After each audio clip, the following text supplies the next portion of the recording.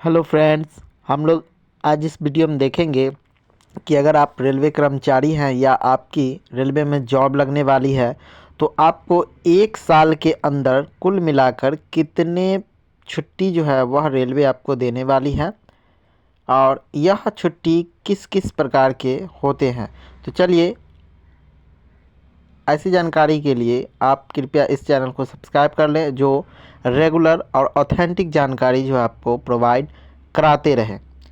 तो चलिए, रेलवे में जो है कई प्रकार के छुट्टी होते हैं जिसमें जो है हम लोग देखेंगे कि एक साल में आपको लगभग कितने छुट्टी जो है वह देखने को मिलेंगे। तो देखते हैं रेलवे में छुट्टी का विवरण। देखिए, जिस प्रकार से आप साप्ताहिक छुट्टी जो है कई सरकारी संस्थानों में देखते हैं, ठीक वैसा ही रेलवे में भी आपको जो है साप्ताहिक छुट्टी जो है देखने को मिलता है। लगभग साल में 52 सप्ताह होते हैं।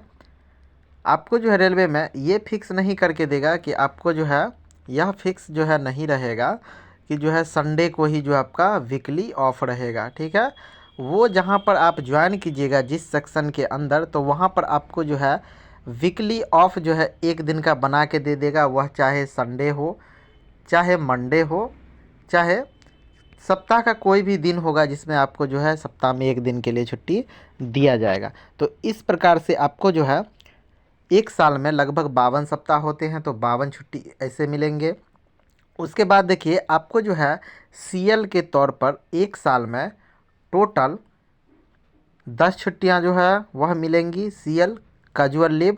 ठीक है, उसके बाद जो है ये सीएल जो है ऐसी छुट्टी है जो अगर आप एक साल के अंदर उपयोग करेंगे तब जो है वह ख़त्म होगा, अगर नहीं भी उपयोग करेंगे फिर भी वह आपका लैप्स कर जाएगा, ख़त्म हो जाएगा। यह छुट्टी जो है वह जुड़ाता नहीं है, नेक्स्ट ईयर जो है वह आपको जो है जुड़ाता नहीं है। बाकी बात और जो है आगे छुट्टी देखेंगे उसमें जो है परमानेंट छुट्टी रहता है, जो एक साल के अंदर अगर आप यूज नहीं करते हैं तो वह जो है छुट्टी आपके नेक्स्ट ईयर के लिए ऐड हो जाता है।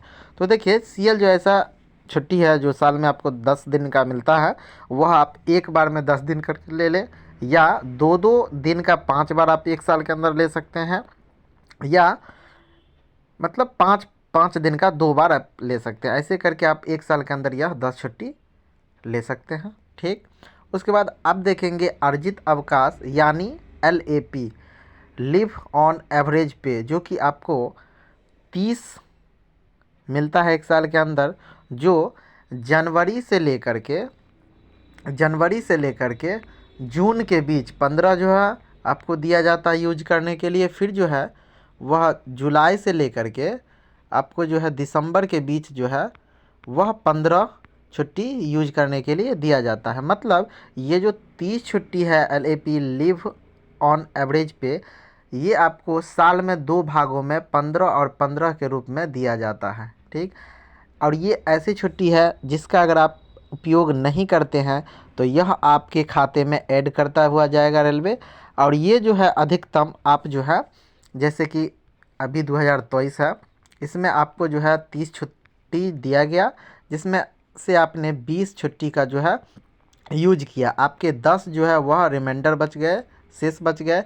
ये 10 छुट्टी जो है आपको नेक्स्ट ईयर मिल जाएगा, जो नेक्स्ट ईयर 30 प्लस इस साल का 10, टोटल 40 छुट्टी जो है आपको खाते में ऐड कर दिया जाएगा। अगर आपको ज़रूरी होता है तो यह जो है जनवरी से लेकर के जून के अंदर में आपको जो है 15 प्लस 10, इसके हिसाब से आप 50-50 करके यूज कर सकते हैं।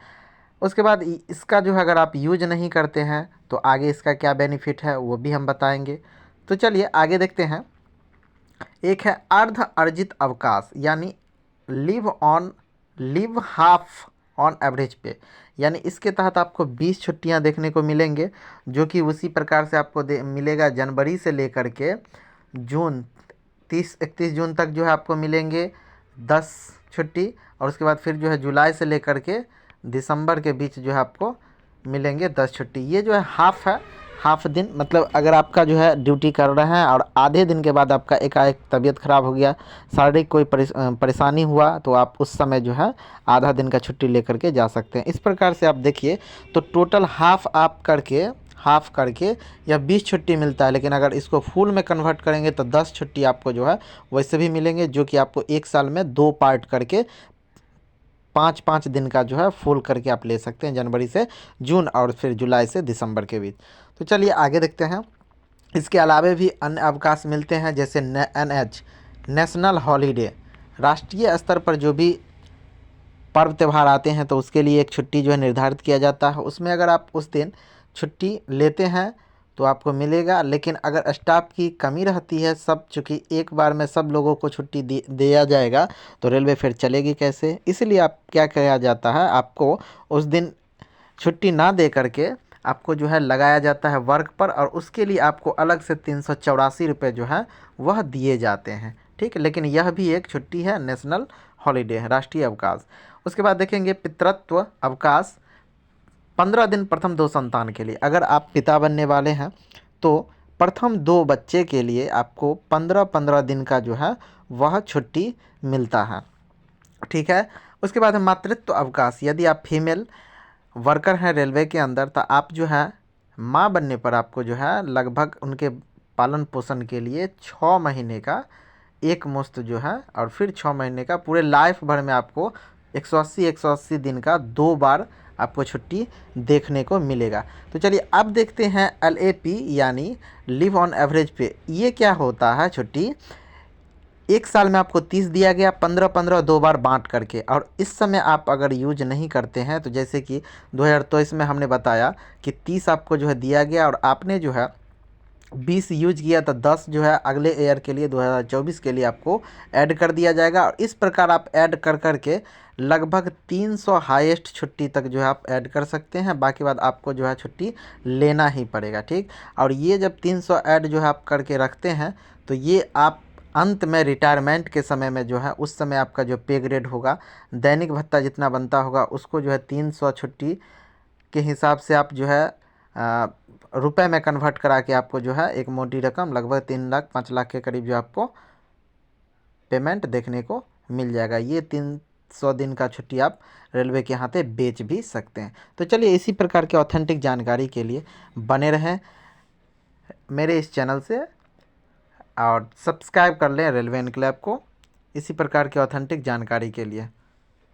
धन्यवाद।